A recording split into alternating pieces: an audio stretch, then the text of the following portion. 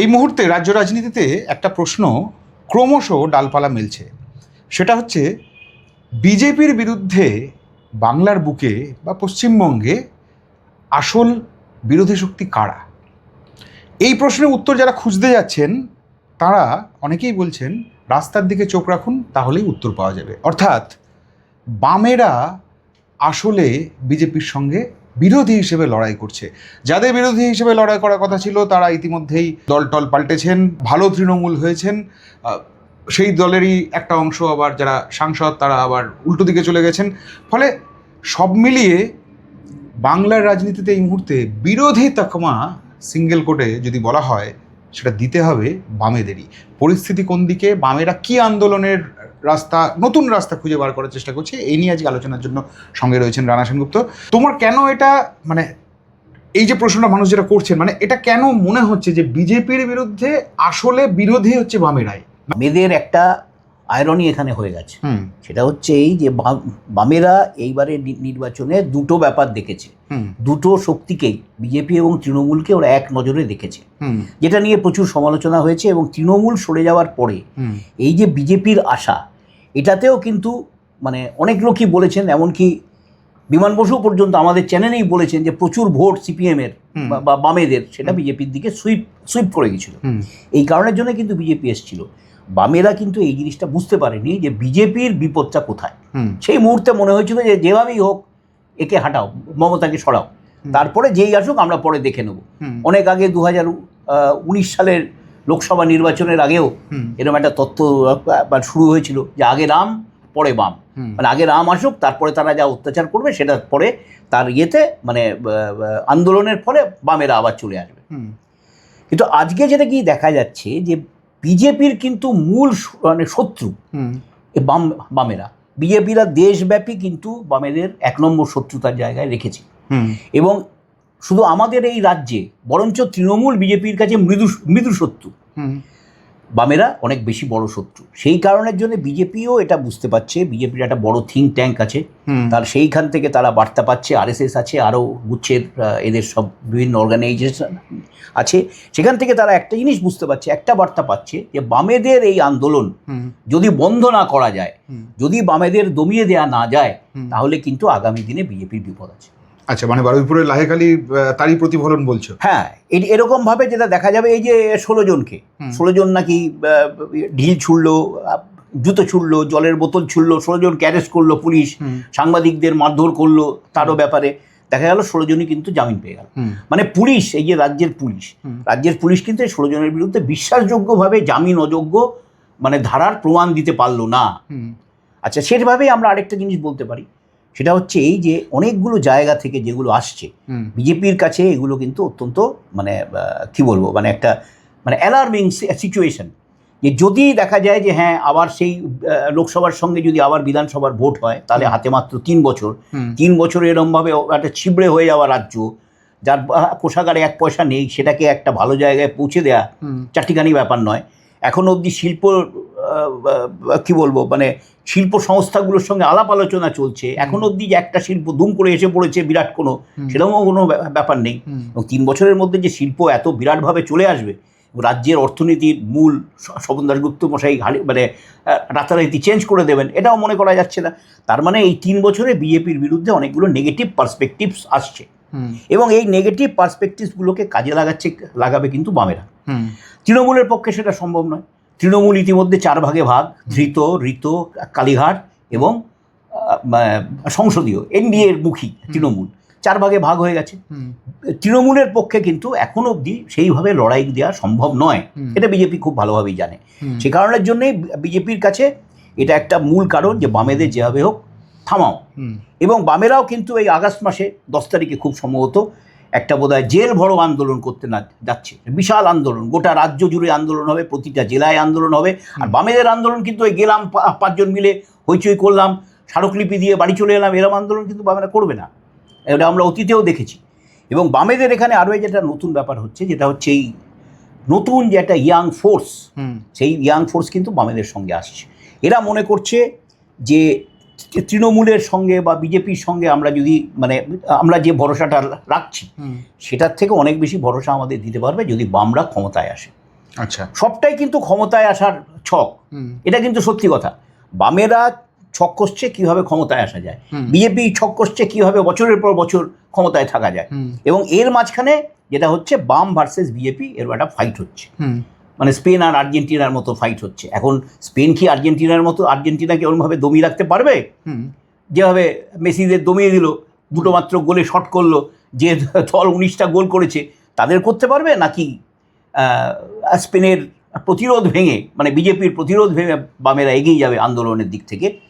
আর এখনও কতগুলো বামেদের আন্দোলনের কতগুলো চমৎকার দিক হচ্ছে। বামেদের আন্দোলন কিন্তু ধীরে ধীরে মানুষের কাছে খুব গ্রহণযোগ্য হচ্ছে। যে সমস্ত দাবি দাওয়া নিয়ে বামেরা আন্দোলন করছে সেগুলো কিন্তু মানুষের কথা।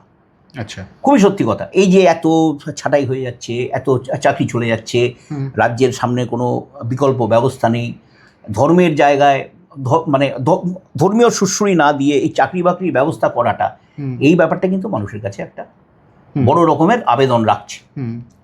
মানে তুমি বলতে চাইছো যে যদি এবারের মানে এই যে সামনে যে এতগুলো নির্বাচনে, তো খুব শিগগিরই হয়তো ঘোষণা করে দেওয়া হবে নন্দীগ্রামে এবং রেজিনগরের উপনির্বাচনে, এবং ইতিমধ্যে তো বসিরহাটটা ডিউ রয়েছে, বসিরহাটের লোকসভা নির্বাচন, উপনির্বাচন ডিউ রয়েছে। তো ফলে এইগুলো যদি করে দেয়, এবং ডিসেম্বরে তো পুরসভা ভোট আছে, মানে তুমি বলতে চাইছো যে যেহেতু বিজেপির একটা মানে উপরমহল বিজেপির দুরন্ত গোছানো, হ্যাঁ, কিন্তু ওই বলে না যে মানে শোরুম খুব ঝকঝকে কিন্তু গোডাউন সেই অর্থে ততটা ইয়ে নয়, মানে দুটোর সঙ্গে ম্যাচ করানো যাচ্ছে না।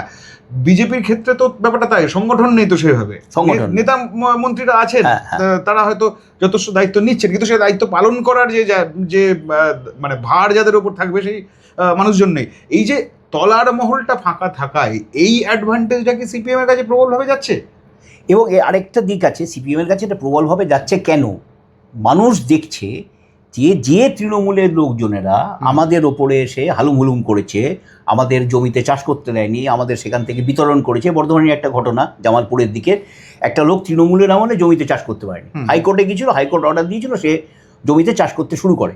এখন বিজেপির লোকজনেরা, মানে যারা 4 তারিখের আগে তৃণমূল ছিল, তারা গিয়ে বলছে যে না, এখানে চাষ করা যাবে না। মানে ব্যাপারটা এরা দেখছে যে আমরা যাদের তাড়ালাম, যাদের জন্যে আমরা এই ভোটে বিজেপিকে নিয়ে এলাম, এটা কিন্তু একটা বিজেপির পক্ষে ভোট নয় যে সবাই রামের প্রতি বা মোদির প্রতি প্রচুর ভালোবাসায় ভোট দিয়েছে, তা কিন্তু নয়। লোকে ভোট দিয়েছে কিন্তু সম্পূর্ণ নেগেটিভ। লোকে বলেছে তৃণমূলকে তাড়াও, যে আগে হোক তৃণমূল ভাগাও বাবা, আমরা তৃণমূলের হাত থেকে 2011 সালে যেটা হয়েছিল, হ্যাঁ, মানে যেমন বামেদের ভাগাও, আমরা যেভাবে পারি বাঁচি। সেইটাতে ক্ষেত্রে কিন্তু গিয়ে এখন যেটা দেখা যাচ্ছে সেটা হচ্ছে যে যারা সেদিন তৃণমূল ছিল আজকে তারাই বিজেপি হয়ে যাচ্ছে। এবং এটা শ্রমিক ভট্টাচার্য, আমাদের বর্ধমানের সভাপতি, হ্যাঁ, মিস্টার তা, এরা প্রচুর চেষ্টা করেও কিন্তু সেটা ঠেকাতে পারছে না। শ্রমিক ভট্টাচার্য যেমন একবার বললো যে কেউ কোনো রকমের ক্লাবের বা কোনো পুজোর বা কোনো ইয়ে হবে না, দায়িত্বে থাকতে পারবে না। দেখা যাচ্ছে হুড়ুর করে লোকে বিজেপির লোকজনরা দায়িত্বে ইয়ে করছে। মানে তুমি বলতে চাইছো যা তৃণমূল আমলে বহাল ছিল বিজেপি আমলেও তাই থাকছে। হ্যাঁ, এই যে নেগেটিভ ভোট মানুষের প্রতি, মানে এই যে তৃণমূলের প্রতি মানুষের যে বিতৃষ্ণা, এই বিতৃষ্ণাটা যদি এইরকমভাবে বিজেপির মানে তৃণমূলীকরণ হয়ে যায় আগামী দিনে, তাহলে কিন্তু মুশকিল হয়ে যাবে, যেটা মানুষ আবার উল্টো দিকে ফিরবে। এবং সেটা ফিরতে গেলে বামেদের দিকে ফিরতে হবে, অথবা কংগ্রেসের দিকে ফিরতে হবে। বাম কংগ্রেস ছাড়া তো আর কেউ নেই এখানে। আর এখানে তো আর ওইরকম নয় যে ওই যে সংসদরা 20 জন সংসদ একটা পার্টিতে জয়েন করলো যার অস্তিত্ব নেই, হ্যাঁ, আর তারা তো আর ভোটের ইয়ে নিতে পারবে না, দায়িত্ব নিতে পারবে না, বড় দলও হয়ে উঠতে পারবে না। সুতরাং এই মুহূর্তে তোমার এই যে ধরো মানে বামেদের যে একটা নিশ্চিতভাবেই একটা রূপলি রেখা দেখা যাচ্ছে, হ্যাঁ, নিশ্চিতভাবেই কোথাও না কোথাও একটা সম্ভাবনার অসংখ্য দরজা খোলার যে মানে ইয়ে দেখা যাচ্ছে আর কি, মানে একটা ক্ষীণ একটা আলো দেখতে পাওয়া যাচ্ছে যে দরজা দিয়ে ঢুকে পড়ছে ধীরে ধীরে। সেইটাকে যদি বামেরা যদি সেই রাস্তাটা বাছে, তাহলে কি কি পথে এগোনো উচিত বলে তোমার মনে হচ্ছে? মানে কি এদের স্ট্র্যাটেজি হওয়া উচিত যেখান থেকে রিগেইন করা যেতে পারে? বামেদের যে স্ট্র্যাটেজিটা হওয়া উচিত সেটা হচ্ছে যে ইতিমধ্যেই শ্রমিক আইন লাগু করে কেন্দ্রীয় সরকার শ্রমিকদের অনেক ন্যায্য অধিকার কেড়ে নিয়েছে। এটার বিরুদ্ধে বামেদের আন্দোলনে নামতে হবে, ক্ষেত মজুরদের জন্য বামেদের আন্দোলনে নামতে হবে। এগুলো আমাকে বলতে হবে না বোধহয়, বামেরা খুব ভালোভাবেই জানে কোনটা নিয়ে নামতে হবে। এবং সবথেকে বড় কথা হচ্ছে যে অন্যায় অবিচার যেখানে হচ্ছে, মানে একটা সময় ধর তোকে আমি বলি যে কোথাও কিছু ঝঞ্ঝাট হলে, কোথাও কেউ মারা টারা গেলে মমতা ওখানে দৌড়ে চলে যেত। বুদ্ধবাবু জ্যোতিবাবুর পরে যখন এলেন ক্ষমতায়, তখনও উনি 2-4 জায়গায় যাওয়া টাওয়া শুরু করেছিলেন। এই ব্যাপারটা বামেদের কিন্তু আছে, বামেরা কিন্তু ধীরে ধীরে করে। এটা নিয়ে হয়তো বিরাট কোনো প্রচার হয় না, হয়তো সব জায়গায় মীনাক্ষী যাচ্ছে না, সেলিম যাচ্ছে না, কিন্তু কেউ না কেউ যাচ্ছে। বামেরা কিন্তু ঠিক গিয়ে দাঁড়াচ্ছে, তাদের কাছ থেকে শুনতে চাইছে যে কি হয়েছে না হয়েছে, এবং পরবর্তীকালে একটা হয়তো মামলা হচ্ছে আদালতে, আর কিছু করতে না পারুক, বিকাশ রঞ্জন ভট্টাচার্য একটা মামলা তো করে দিতে পারবে তাদের হয়ে। এই যে ব্যাপারটা, এটা শুধু রূপলি রেখা নয়, এবং এই যে আগামী দিনে তুই যেগুলো বললি যে এতগুলো জায়গায়, 4-5টা জায়গায় যে নির্বাচনের কথা বললি, এই নির্বাচনে কিন্তু বিরোধী পক্ষ বামেরাই। আমার তো মনে হয় না তৃণমূল এই মানে গুছিয়ে টুছিয়ে কোনো তৃণমূলই কোনো ভালো ক্যান্ডিডেট দিতে পারবে বলে। এবং যে কারণের জন্য, যেমন বসিরহাটে যেমন লড়াইটা হলো, ওইখানে তাই হবে। হয়তো বামেরা হারবে, কিন্তু বামেরা কিন্তু ভালো জায়গায় ভালো ভোট টানবে। এবং এটাই কিন্তু বামেদের সব থেকে বড় রূপলি রেখা, যে বামেদের কাছে আস্তে আস্তে মানুষ ফিরছে, যেটা ওই এত 15 বছর ধরে একেবারেই কমে গেছিল। হ্যাঁ, না কোথাও তোমাকে এটা মনে হচ্ছে, মানে এই যে তুমি যে বামেদের একটা ফিরে আসার সম্ভাবনা দেখছো, তুমি কংগ্রেসের সঙ্গে একটা যদি হাত মেলানোর একটা সুযোগ থাকে, যদি পরবর্তীকালে, বলা তো যায় না, যে কোনো সময় রাজনৈতিক ইকুয়েশন বদলে যেতে পারে, তো সেটা যদি সেই জোট যদি হয়, তাহলে সেই জোট সরকার লড়লো, তাতে এইভাবে সরকার বলছি, সেই জোটবদ্ধ হয়ে দুটো দল লড়লো, বাম কংগ্রেস লড়ে একটা বেটার পারফর্ম করলো। কিন্তু এখানে একটা খুব জাস্টিফাইড একটা প্রশ্ন উঠে আসে, সেটা হচ্ছে যে বামেরা গত কয়েকটা ভোটে, বিশেষ করে 2016-র পর থেকে যে ভোটই হয়েছে, মানে শেষ 10 বছরের নিরিখে ধরলে, ছোট বড় নানান ভোট ধরে বলছি তোমায়, বামেদের কিন্তু এই নির্বাচনী লড়াই একটা পকেট ভোটের ওপর ডিপেন্ড করেই করতে হয়েছে।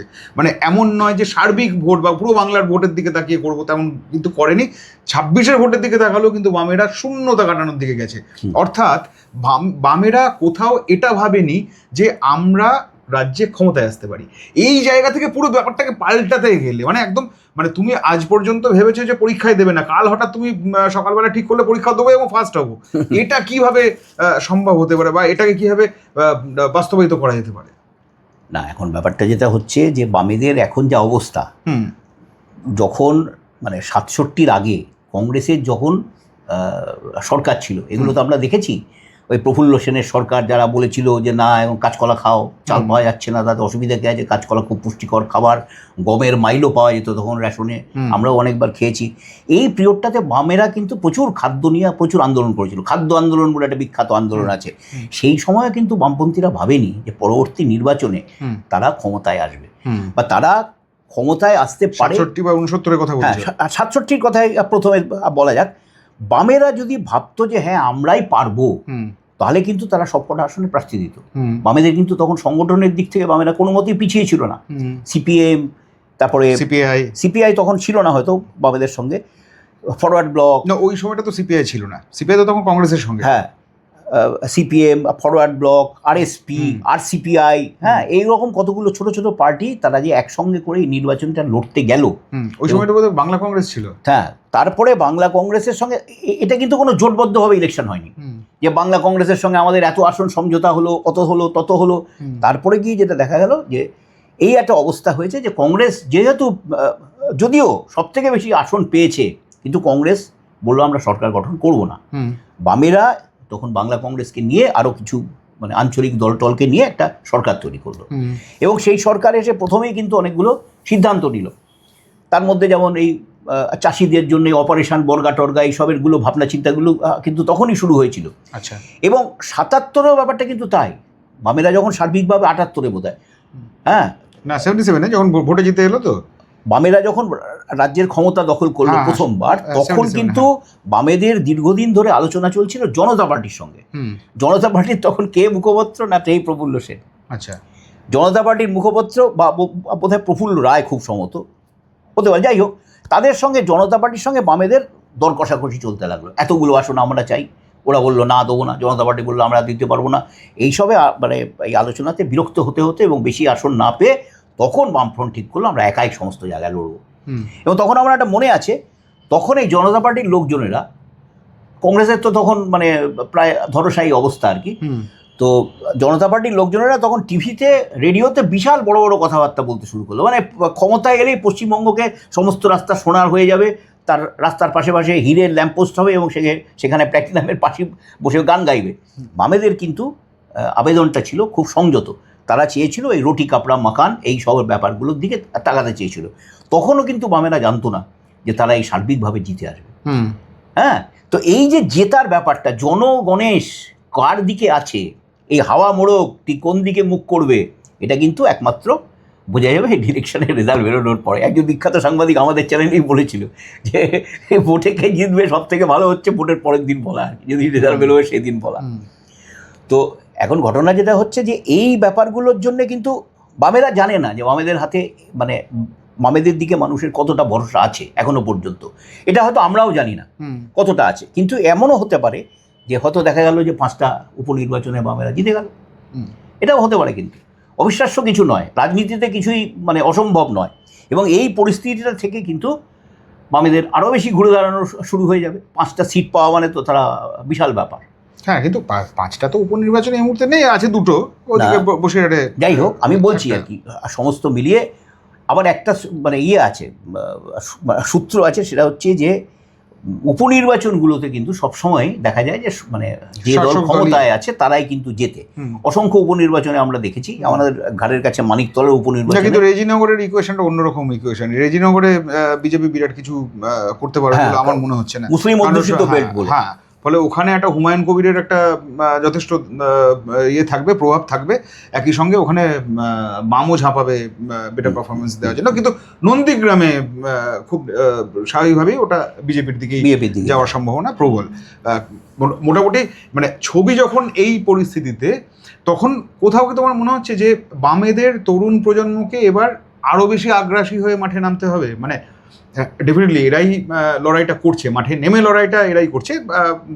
সিনিয়র যে নেতারা রয়েছে তারা সামনে থেকে বা পিছন থেকে তারা নির্দেশ দিচ্ছেন, পরামর্শ দিচ্ছেন, কীভাবে এগিয়ে যাবে সেই দিক নির্দেশ করছেন। সেটা তো নিশ্চিতভাবে সেটা তো রয়েছে। কিন্তু তরুণ প্রজন্মকে এতদিন যে লড়াই তারা করেছে, যদি আগ্রাসনের যদি কোনো একটা পার্টিকুলার কোনো মানে মানে মান যদি ছুঁয়ে থাকেন, এবার সেই মানকেও তাহলে ভেঙে এগিয়ে যাওয়া উচিত বলে মনে হচ্ছে তোমার? না, এখন ব্যাপার হচ্ছে যে আমরা অল্প বয়সে একটা আন্দোলন দেখেছিলাম বামেদের, 1 পয়সার ট্রাম ভাড়া বেড়েছিল, সেটা নিয়ে আন্দোলন করে বামেরা কিন্তু কাঁপিয়ে দিয়েছিল কলকাতা শহরে। কার্যত মানে কলকাতায় একেবারে ডেড স্টপ হয়ে গেছিল ওই আন্দোলনের চোটে। বিমান বসু, সুভাষ চক্রবর্তী এরা ছিলেন। তো আমার রমলা চক্রবর্তীর একটা ইন্টারভিউ করেছিলাম, পডকাস্ট করেছিলাম, তাতে এই গল্পটা উনি বলেছিলেন। যাদের এই ক্ষমতাটা ছিল অতীতে, সেই মানে জিন নিশ্চয়ই এর নতুন প্রজন্মের মধ্যে আছে, তরুণ প্রজন্মের মধ্যে আছে, নেই এটা তো হতে পারে না। এবং তারপরে যেটা সব থেকে বড় কথা হচ্ছে, এই যে দিল্লিতে এই যে ককরোচ পার্টির উত্থান, এবং এইভাবে যে একজনকে কেন্দ্রীয় শিক্ষামন্ত্রী ধর্মেন্দ্র প্রধানকে পদত্যাগ করতে বাধ্য করা, যা বিজেপির এত দিনের ইতিহাসে কখনো হয়নি, যে দায় নিয়ে কোনো মন্ত্রী পদত্যাগ করছেন, এটা কিন্তু কোনোদিন ঘটেনি 12 বছরের ইতিহাসে। হ্যাঁ, তো এই যে ব্যাপারটা, এই যে জেন জিএদের এই যে সম্মিলিত ব্যাপার, এখানে একটু আগে আমি দেখছিলাম যে ওই ভদ্রলোক, ওদের ওই কী বলে, অভিজিৎ দীপকে, হ্যাঁ, উনি বলছেন যে রাজ্যের মানে দেশের গণতন্ত্র টিকিয়ে রাখার দায় শুধু বিরোধী দলের নয়, জনগণেরও। হ্যাঁ, তারপরে এই যে ব্যাপারটা, এতে যদি এই যে এত বড় একটা আন্দোলন হলো, যেখানে তাদের বিরুদ্ধে লাঠি চালানো হলো, গুলি চালানো হলো, টিয়ার গ্যাস দেওয়া হলো, প্যালেট গান ছোড়া হলো, 2 জন আহত হলো, সেটা নিয়ে সুপ্রিম কোর্টে হইচই চলছে। তো এই যে ব্যাপারটা, এই তরুণ প্রজন্ম যে জেন জি, তারা যদি সত্যি সত্যি এই বামেদের সঙ্গে যোগ দেয়, অন্যান্য মানে যারা মানে বাম মনস্ক নয় তারাও যদি আসে এই আন্দোলনে, তাহলে তো কেল্লা ফতে। বুঝতে পেরেছি। তাহলে পরিস্থিতি খুব পরিষ্কার। বামেদের একটা, এই যে বারবার আমরা একটা রিসার্জেন্স বলে একটা শব্দের কথা শুনি, যে লেফট পার্টি কি আবার রিসার্জেন্স মানে প্রত্যাবর্তন বা প্রবলভাবে ক্ষমতায় ফিরে আসবে, এই যে শব্দবন্ধনী আমাদের সামনে উঠে আসে। রিসার্জেন্স হয়তো অনেক ভারী কথা, কিন্তু প্রত্যাবর্তনের যে সম্ভাবনা তৈরি করা যায়, সেটা বামেরা কিন্তু ইতিমধ্যে ভেবে ফেলেছে।